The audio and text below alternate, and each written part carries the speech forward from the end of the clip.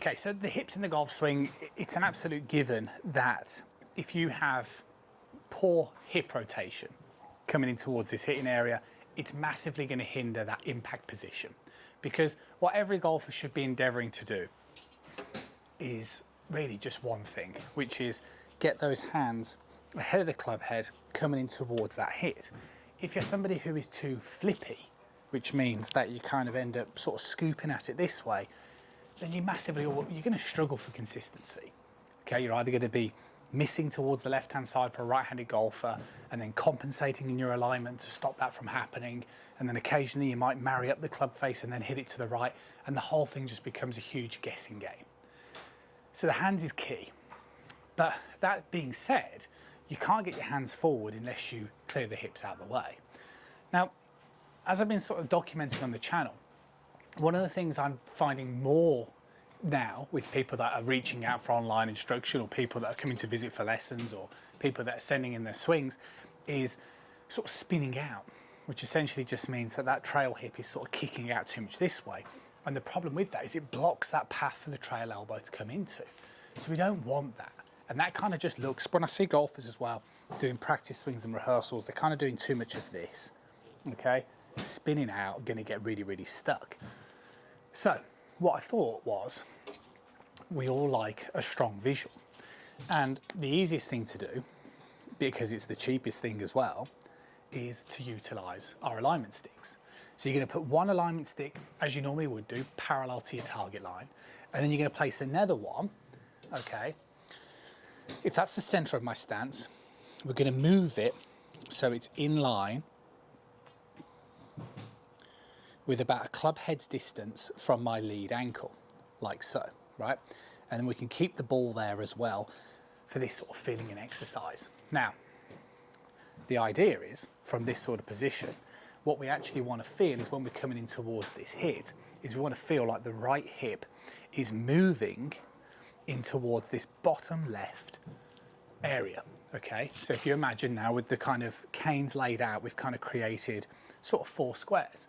We've got a square in the top left, sort of rectangular in the top right, I suppose rectangular, and then a bit of a square shape. And we're really trying to make sure that trail hip is operating in this bottom left sort of area here. This is a key thing. So if we get too spinny, it's going to kick out too much in towards the bottom right quadrant. If we go too slidey, then what we would notice is you can't get your hands forward. And that's why, like I mentioned at the beginning of the video, you want to make sure that you're always practicing getting your hands forward. So if you get too slidey, that won't work. Get that trail hip into that bottom left box. And what this will do is actually just help you get that sort of feeling of managing the correct amount of sort of linear motion and rotational motion. This is what we're after. Yeah, if I sort of swing up towards the top of my backswing now,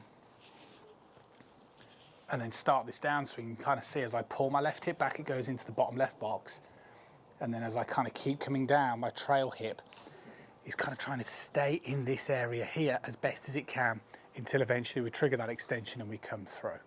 And I just think this is a kind of real simple feel, which will just get you into a much, much better position.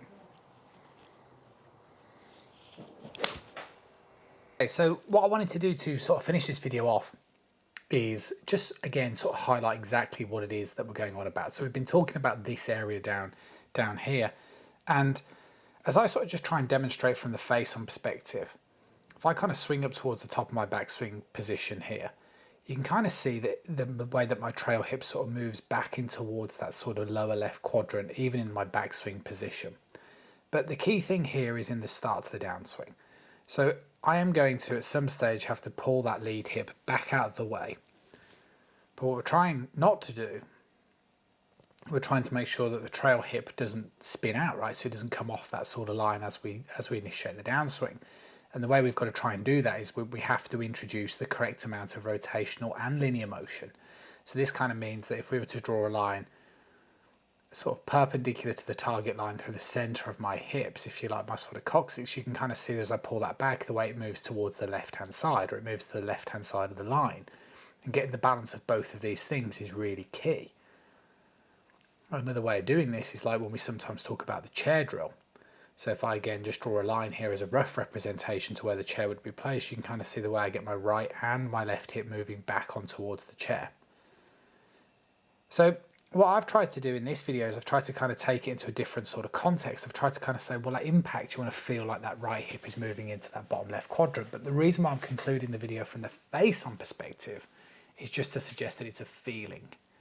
It's not a reality. Obviously, what we need to introduce, or influence, I should say, is the transition, which is this motion here. This is the big thing that we are trying to change in the golf swing. This move, and then that will translate into a better impact position, and then eventually post-impact too. In that side-on perspective, what we can see, get the hip back in that transition, we just saw it from above.